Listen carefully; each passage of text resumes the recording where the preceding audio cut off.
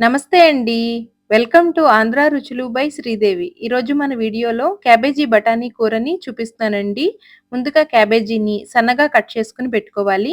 ఇప్పుడు ఈ క్యాబేజీని ఉడికించడం కోసం ఒక బౌల్‌లోకి తీసుకొని అందులోకి చిన్నగా కట్ చేసి పెట్టుకున్న అల్లం ముక్కల్ని వేసుకుంటే క్యాబేజీ ఉడికేటప్పుడు వచ్చే వాసన తగ్గుతుందండి.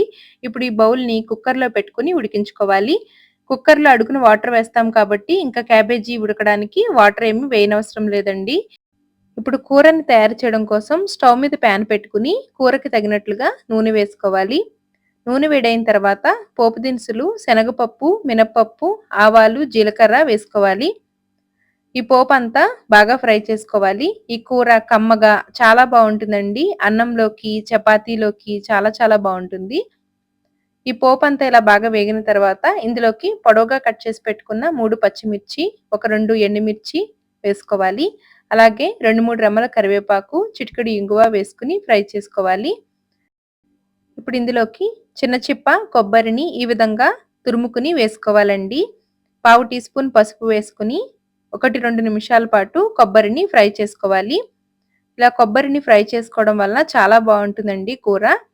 ఈ విధంగా కొబ్బరంతా బాగా వేగిన తర్వాత ఇందులోకి ఉడికించి పెట్టుకున్న క్యాబేజీని వేసుకోవాలి.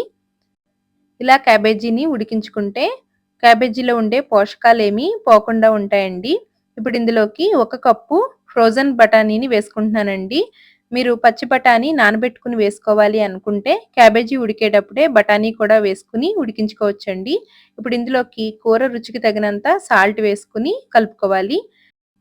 ఫ్లేమ్‌ని లో టు మీడియం ఫ్లేమ్‌లో పెట్టుకొని, మూత పెట్టుకొని మధ్య మధ్యలో కలుపుతూ 1, 2 నిమిషాలు మగ్గించుకొని స్టవ్ ఆఫ్ చేసుకోవడమేనండి. చాలా బావుంటుంది. ఒక చిన్న రిక్వెస్ట్ అండి. మీలో ఎవరైనా ఫస్ట్ టైమ్ మన ఛానెల్‌ని చూసినట్లయితే ఛానెల్‌లో ఉండే వీడియోస్‌ని కూడా ఒక్కసారి చూసి, వీడియోస్ మీకు నచ్చితే డెఫినెట్‌గా లైక్ చేసి, షేర్ చేయడం మర్చిపోకండి. మన ఛానెల్‌లో కంప్లీట్‌గా వెజ్ రెసిపీస్ అన్నీ ఉంటాయండి. ఈ విధంగా కలుపుకుంటూ మగ్గించుకుంటే చాలా బావుంటుందండి. ఆల్రెడీ క్యాబేజీ ఉడికిపోయింది కాబట్టి ఎక్కువ సేపు ఉడికించనవసరం లేదు. చూసారు కదండీ! ఎంతో సింపుల్‌గా క్యాబేజీ బఠానీ కూరని ఏ విధంగా తయారు చేశామో మీరు కూడా ట్రై చేసి ఎలా వచ్చిందో కామెంట్ చేయండి.